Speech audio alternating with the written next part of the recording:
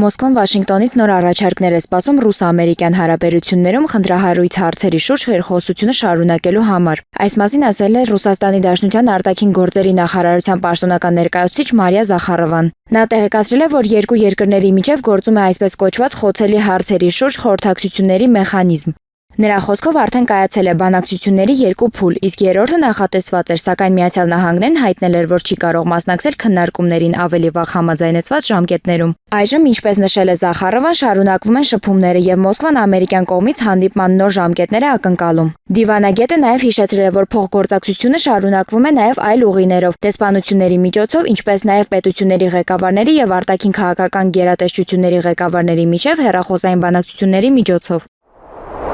ՆԱՏՕ-ի առաջիկա գագաթնաժողովը Հաագայում հունիսի 24-ից 25-ը տեղի կունենա շատ սեղմ ձևաչափով, որտեղ նախատեսված է ընդամենը մեկ հանդիպում 2.5 ժամ տևողությամբ։ Ինչպես գրում է The Times-ը, ծրագիրը հարմարեցված է Միացյալ Նահանգների նախագահ Դոնալդ Թրամփի հաղորդակցման ոճին, ով երկար դիվանագիտական հանդիպումներ չի սիրում։ Ինչպես հետևում է տեքստից, ՆԱՏՕ-ի գագաթնաժողովը կլինի հնարավորինս կարճ եւ կենտրոնացված գլխավոր թեմայի ռազմական դաշինքի երկրների շրջանում պաշտպանական ծախսերի ավելացման վրա։ Թերթի տեղեկություններով Հաագայում հանդիպման ձևաչափը զգալիորեն փոխվել է, որպեսզի համապատասխանի Միացյալ Նահանգների նախագահի հաղորդակցման ոճին։ Գագաթնաժողովը կազմակերպող պաշտոնյաներն ու դիվանագետները հույս ունեն դասեր քաղել մեծյոթնյակի այս տարվա գագաթնաժողովից, երբ Թրամփը ժամանակից շուտ լքեց միջոցառումը, իսկ հետո քննադատեց այլ երկրների առաջնորդներին սոցիալական ցանցերում, գրում է The Times-ը։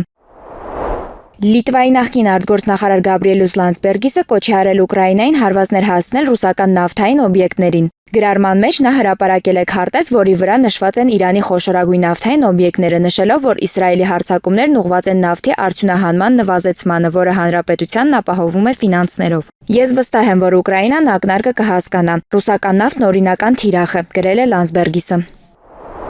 Գերմանիայի արտգործնախարար Յոհան Վադեֆուլը հայտնել է Իրանի ձեռքից հրթիռային եւ հնարավոր միջուկային զենքը փոկելու անհրաժեշտության մասին։ Խոսքը Իրանի ձեռքից զենքը խլելու մասին է, հնարավոր միջուկային զենք, ինչպես նաև հրթիռային զենք։ Եկեք չձևացնենք, որ այս ռեժիմում ինչ-որ բան կա, որն արժե խնայել։ Այն սարսափելի է, դա պատուհաս է Իրանի ժողովրդի համար, հայտնել է Վադեֆուլը։ Նա նաև հայտնել է, որ Միացյալ Նահանգներն Իրանին հստակ ազդանշան է ուղարկել հարձակման անթույլատրելիության եւ բանակցություններ վարելու անհրաժեշտության մասին։ Նախարարի խոսքով Գերմանիան հստակ պարտավորություններ ունի Իսրայելին աջակցելու հարցում, այդ թվում զենքի մատակարարմամբ։